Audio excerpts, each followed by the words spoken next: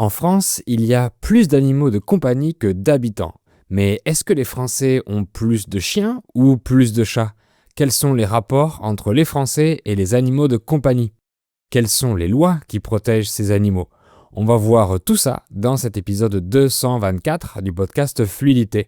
Alors c'est parti! Juste avant de commencer, je voudrais vous rappeler que sur mon site internet français avec fluidité.com, je peux vous aider à progresser en français. On propose des cours privés avec des tuteurs sympas pour pratiquer votre conversation, mais on propose aussi le Club VIP, une grande communauté d'apprenants pour pratiquer votre oral en groupe dans des chats Zoom tous les mois.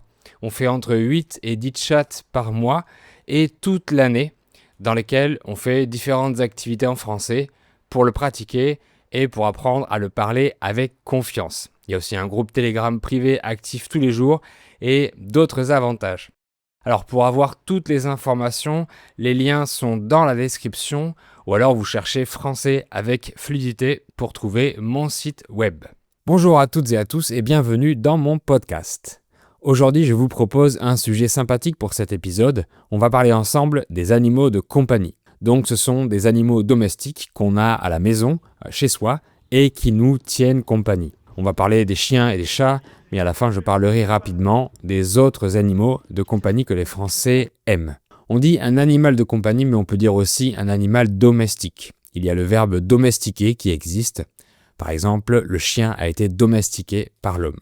Et comme je l'ai dit, on utilise le verbe tenir compagnie à quelqu'un.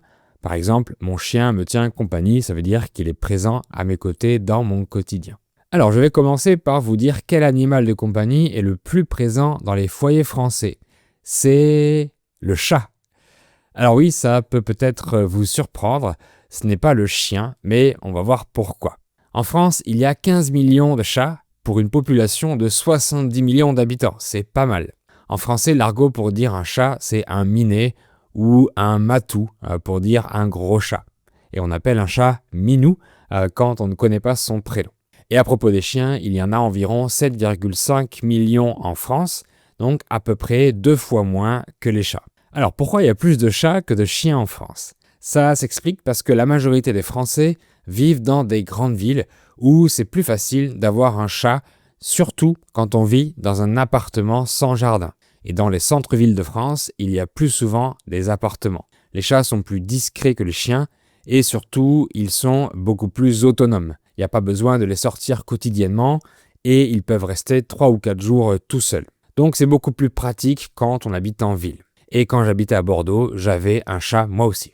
Ensuite, à la campagne, c'est plus facile d'avoir un chien quand on a une maison avec un jardin assez grand pour qu'il puisse y gambader tout seul. Il y a également plus de quartiers tranquilles, de grands espaces verts ou de forêts pour que les chiens puissent se promener et courir. Gambader, c'est un verbe pour se dire se promener en sautillant, en sautant un peu. En ce qui concerne les chats, à la campagne, en général, les chats domestiques sortent des maisons en journée et se promènent librement dans les rues, dans les champs et dans les forêts. Ils font leur vie, comme on dit. C'est pour ça qu'on voit très souvent des chats dans la rue en France, surtout en dehors des villes. Les chats vont où ils veulent puisqu'ils considèrent qu'ils sont chez eux partout. Donc ici, dans notre jardin, on voit passer des chats, des voisins, tout le temps. Parfois, ils viennent faire caca dans notre jardin et ils repartent. Heureusement, ils ont au moins la gentillesse d'enterrer leur caca. Donc les chats dans la rue, qu'ils appartiennent à quelqu'un ou pas, c'est très courant en France. Par contre, il n'y a aucun chien errant en France. Aucun chien qui vit dans la rue sans propriétaire. Tous les chiens errants sont obligatoirement ramassés par la fourrière. Théoriquement, les chats errants doivent être ramassés aussi, mais c'est moins souvent le cas. Et la fourrière est l'endroit où ils sont envoyés quand ils sont retrouvés dans la rue. Toutes les villes doivent avoir une fourrière, donc un refuge pour les chiens et les chats. Ce qui veut dire que laisser son chien tout seul dans la rue est interdit en France. Un chat aussi en théorie, mais c'est toléré quand même. Ici, les gens se parlent sur les groupes Facebook et signalent les chiens errants. Donc, ils demandent s'il appartient à quelqu'un, sinon, ils préviennent la police ou la gendarmerie. En France, c'est illégal de laisser un chien seul et encore moins de l'abandonner. Théoriquement, un chien ne doit pas être à plus de 100 mètres de son propriétaire et pour les chats, c'est 1 km. Et comment on sait à qui il appartient? Eh bien, depuis quelques années déjà, les propriétaires ont l'obligation de faire identifier leur chien ou leur chat. Ils doivent obligatoirement leur faire mettre une toute petite puce électronique dans le corps. Ils doivent aussi les faire vacciner d'ailleurs. Ce qui veut dire que si un chien est retrouvé seul dans la rue, on va l'emmener au refuge et le scanner pour identifier son propriétaire. Le propriétaire va être contacté pour venir récupérer son chien et il va payer des frais de fourrière. Si le propriétaire ne vient pas récupérer son animal au bout de 8 jours, il appartiendra au refuge. Il sera considéré comme abandonné. Et abandonner un chien est considéré comme un acte de cruauté et de maltraitance. Et la maltraitance ou la cruauté animale sont punis par la loi française d'une amende pouvant aller jusqu'à 45 000 € et d'une peine de prison selon les situations. Malheureusement, malgré toutes ces lois qui protègent les animaux, la France a le record du nombre d'animaux de compagnie abandonnés. Environ 100 000 animaux sont abandonnés chaque année. Des chiens, mais pas seulement. En fait, ces abandons augmentent en été parce que les gens partent en vacances sans pouvoir emmener leur animal de compagnie et préfèrent l'abandonner sur le bord de la route. C'est vraiment triste et inacceptable. Le problème est que très souvent, les logements de tourisme n'acceptent pas les animaux de compagnie ici en France parce que certains animaux qui n'ont pas été éduqués par leur maître font des dégâts dans le logement. Donc les maîtres de chiens ou de chats doivent trouver des solutions pour partir en vacances sans leur animal quand ils ne peuvent pas les emmener. Cela dit, ce n'est pas une excuse pour abandonner un animal. Il y a plusieurs solutions pour faire garder son animal quand on part en vacances. Premièrement, on peut l'amener dans un chenil. C'est comme un hôtel pour chiens. C'est une solution qui est pas chère parce que le chenil garde plusieurs chiens en même temps. L'inconvénient est que les chiens sont souvent tous regroupés dans un enclos, c'est-à-dire une très grande cage extérieure. Une autre solution est de trouver un ami ou un proche qui puisse garder l'animal de compagnie. C'est le mieux quand c'est comme ça, évidemment. Quand je partais en vacances, je demandais à un ami de confiance d'aller chez moi tous les 3 ou 4 jours pour s'occuper de mon chat pendant quelques minutes. Sinon, il y a des pet sitters, donc des personnes qui gardent les chiens pendant quelques jours chez eux, comme des babysitters pour les bébés. Alors, en français, on peut dire une babysitter ou une nounou pour les bébés. Et pour les animaux, on peut dire un gardien d'animaux ou un dog sitter ou un pet sitter. Et c'est ce que ma femme et moi faisons. On garde souvent des chiens ici chez nous pendant quelques jours si leurs propriétaires partent en vacances. Ça nous permet d'avoir différents chiens toute l'année. Et on peut décider de faire des pauses quand on en a besoin. C'est super pour nous et pour les propriétaires aussi. En général, on ne garde qu'un seul chien à la fois, c'est plus pratique. Parlons maintenant de la SPA, la Société protectrice des animaux. Créée en 1845, c'est la plus vieille association de défense animale du pays. Ses missions sont cruciales pour nos amis les bêtes, les animaux. Parce que d'abord, la SPA s'occupe du sauvetage. Elle gère plus de 60 refuges et récupère les animaux perdus ou maltraités. Ensuite, elle s'occupe de l'adoption responsable. À la SPA, on cherche la famille idéale pour un certain animal. Donc la SPA conseille un animal adapté à la personne. Par exemple, si une personne âgée veut un chien, ils lui conseilleront plutôt un petit chien au lieu d'un danois qui sera trop gros pour elle. Et la SPA lutte contre l'abandon par des campagnes de sensibilisation massive dans les médias.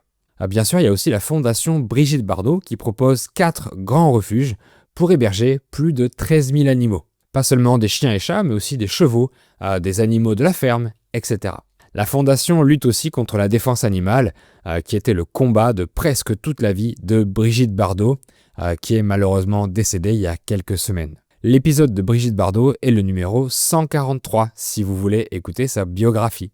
Mais il y a d'autres lois qui protègent les animaux. Depuis 2024, une loi interdit aux animaleries de vendre des chiens et des chats. C'est également interdit de vendre ces animaux par Internet. Les animaleries, ce sont ces magasins où on peut acheter des poissons ou des tortues, par exemple. Pour pouvoir vendre des chiens ou des chats, il faut être éleveur spécialisé, donc avoir une autorisation professionnelle. Par contre, on peut en donner gratuitement sur Internet. Dans tous les cas, quand on vend ou quand on donne un animal, le nouveau propriétaire doit signer un certificat d'engagement.